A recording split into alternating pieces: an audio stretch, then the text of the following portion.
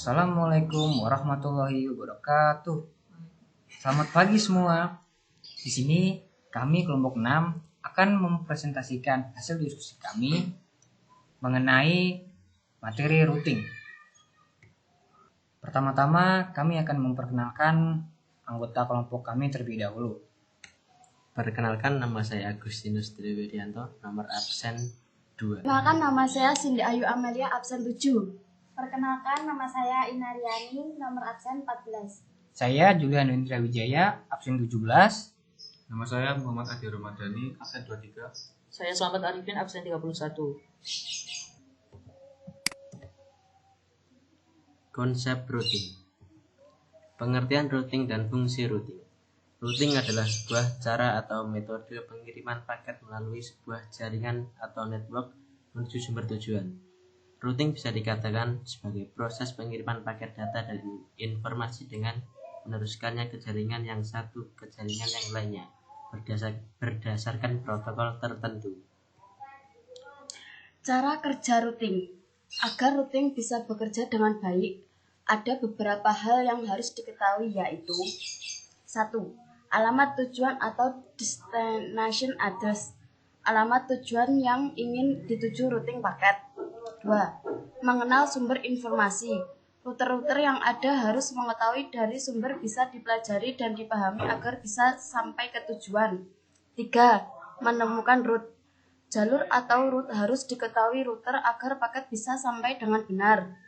Harus tahu rute mana yang memungkinkan untuk network remote. 4. Pemilihan route. Pada akhirnya, harus tahu mana route yang terbaik untuk setiap network remote dalam jaringan. 5. Menjaga informasi routing. Inilah metode yang bisa menjaga route sampai ke tujuan yang sudah diketahui sebelumnya dan yang paling sering dilalui.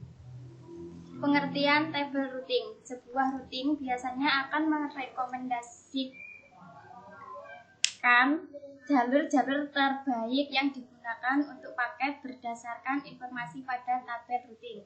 Informasi ini bisa didapatkan oleh administrator dengan cara mengisi tabel routing secara dinamis atau statis di dalam sebuah network.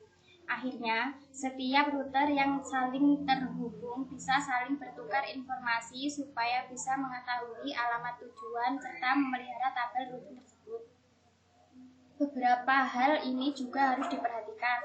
1. Interface router yang terdekat dengan jaringan tujuan.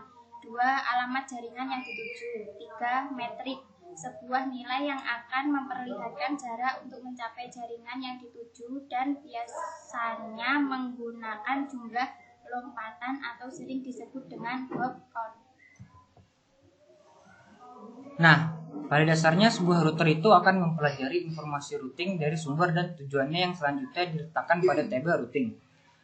Perangkat router akan berjalan berdasarkan tabel ini untuk memperkenalkan kepada port yang hendak digunakan untuk melanjutkan paket ke destination address. Kalau destination address tidak tersambung langsung ke badan router, maka router harus menganalisa rute terbaik dengan dua cara berikut ini. 1. Mempelajari secara manual oleh network administrator. 2. Mempelajari dengan mengumpulkan berbagai informasi melalui proses otomatis dalam jaringan tersebut. Sedangkan kalau jaringan tujuan sudah terhubung langsung, maka router sudah bisa mengetahui port mana yang harus digunakan untuk meneruskan paket. Routing statik. Pengertian routing statis adalah suatu proses routing untuk menambah route di tabel routing, di mana administrator menambahkan route tersebut secara manual. Karakteristik routing statis tentu saja karena tidak akan mengalami perubahan kecuali jika administrator mengubahnya. Hal ini tentu sangat cocok untuk jaringan komputer yang menggunakan sedikit router dan settingan routingnya tidak berubah dalam jangka waktu yang sama. Dan untuk contoh sederhananya seperti gambar di bawah berikut. Keuntungan routing statis juga cukup banyak. Beberapa di antaranya yaitu 1. Tidak ada bandwidth yang dipakai antara router dalam jaringan. 2. Tidak ada overhead pada CPU router dan harganya relatif lebih murah dibanding router dinamis. 3. Berhubung pihak administrator bisa memilih pengisian akses routing, maka routing jenis ini menjadi lebih aman. Namun, ada beberapa kelemahan atau kerugian routing statis untuk penggunaannya. Ini salah satunya. 1. Karena umumnya dilakukan secara manual, maka pihak administrator harus mengerti sepenuhnya mengenai jaringan dan bagaimana masing-masing router bisa saling terhubung dengan konfigurasi yang benar. 2. Routing statis juga tidak bisa menangani kegagalan atau error pada network eksternal karena masing-masing router disetting secara manual dan diperlukan konfigurasi ulang secara manual untuk mengatasi masalah pada jaringan. 3. Kalau ada sebuah jaringan yang ditambahkan ke internetwork, administrator harus menambah root ke seluruh router secara manual. Ini tentu sangat merepotkan apabila jaringan yang digunakan sangat besar. 4. Routing jenis ini jelas tidak cocok digunakan untuk jaringan yang besar karena diperlukan penjagaan tersendiri. Hal semacam ini bisa mungkin akan menjadi sebuah pekerjaan yang cukup menyita waktu dan memerlukan perhatian khusus. Jadi, routing statis lebih pas digunakan untuk jaringan yang tidak terlalu besar.